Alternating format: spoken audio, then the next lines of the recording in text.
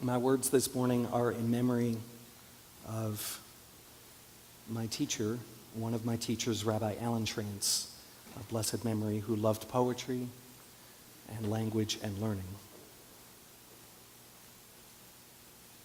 Two roads diverged in a yellow wood, and sorry I could not travel both and be one traveler. Long I stood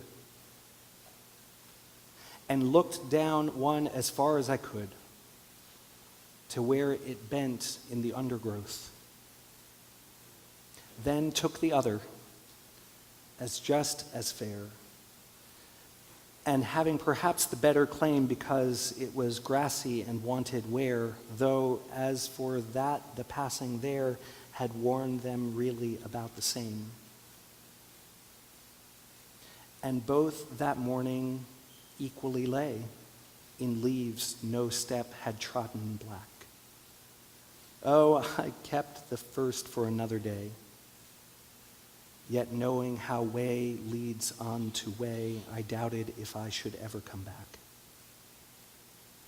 I shall be telling this with a sigh, somewhere ages and ages hence, two roads diverged in a wood, and I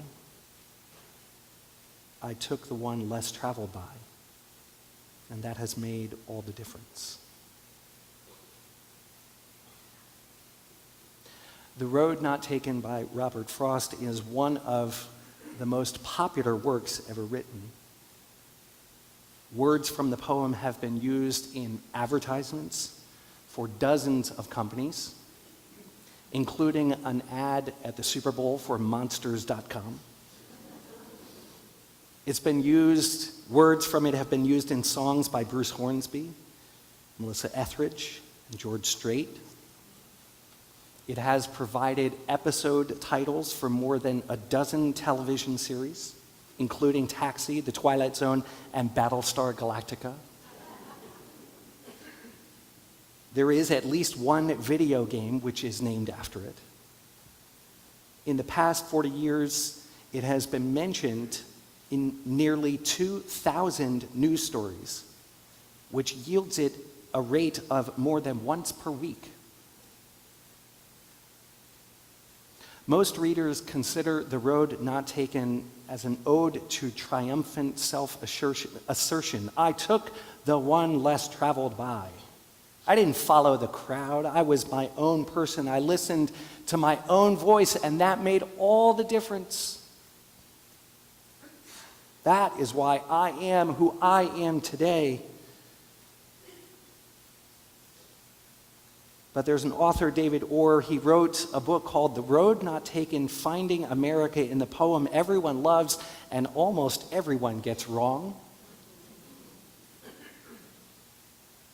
who argues that that is not what it is about. He explains the poem's speaker tells us in the poem's last stanza that he shall be telling at some point in the future of how he took the road less traveled, yet he has already admitted earlier in the poem that the two paths, quote, equally lay in leaves. And the passing there had worn them really about the same.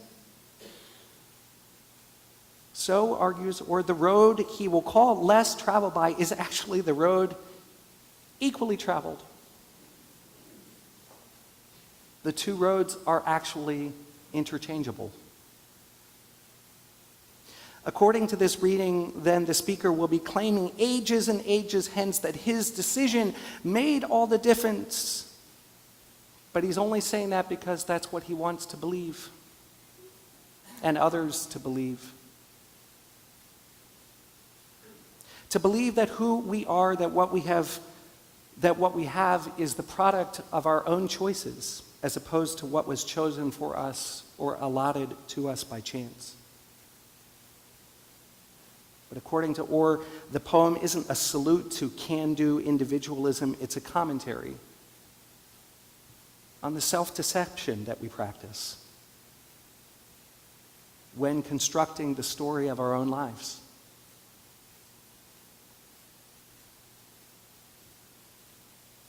According to Orr, the poem tells us a lot more about ourselves. When things are good, we convince ourselves that the reason things went well is because of a choice that we made. There is a vast literary market of books about success, all based on the idea that there exists a recipe out there for the perfect life. We valorize our experience and tell ourselves and others how we blazed a trail, how we beat the odds, how we took a breath and plunged ahead into uncharted woods when really we got where we are by putting one foot in front of the other. Just trying to make it through another day, like everyone else.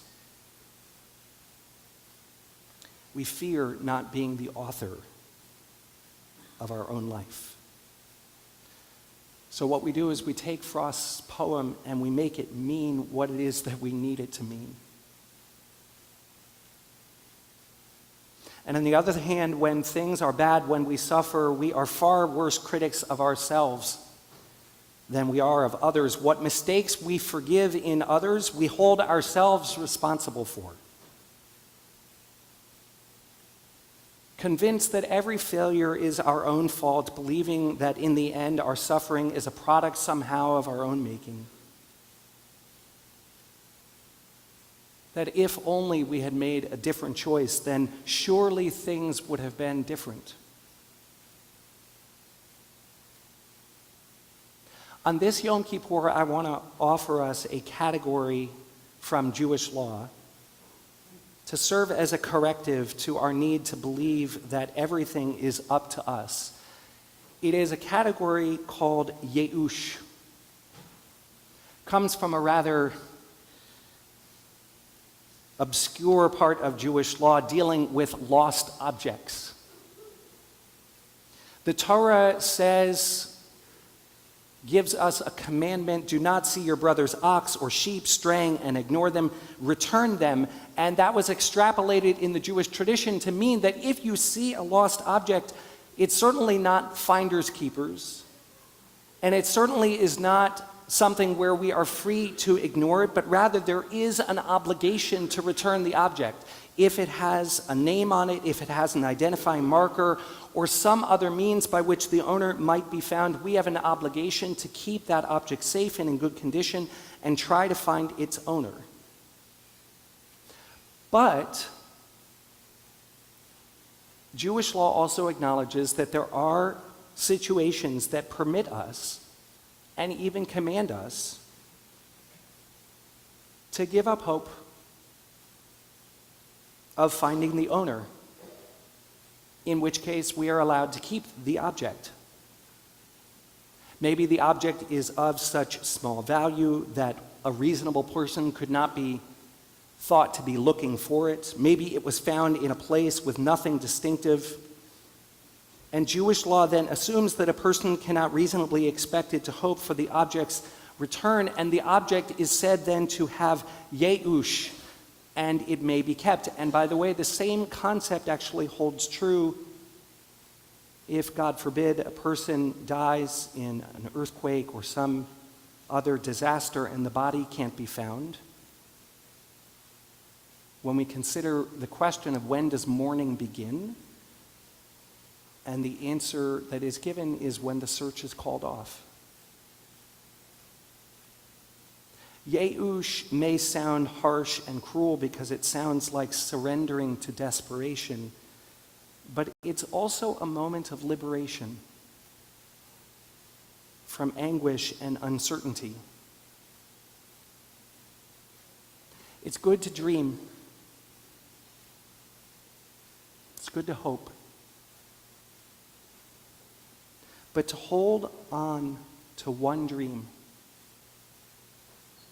forecloses the possibility that another dream might await us.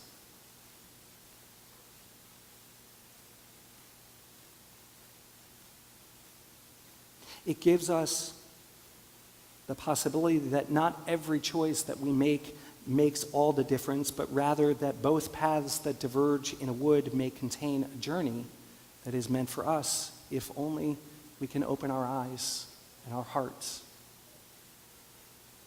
Last night we sang Kol Nidre. We stood with the Torah and canceled the vows that bind us. That's what Kol Nidre does. It's a canceling and annulling of vows.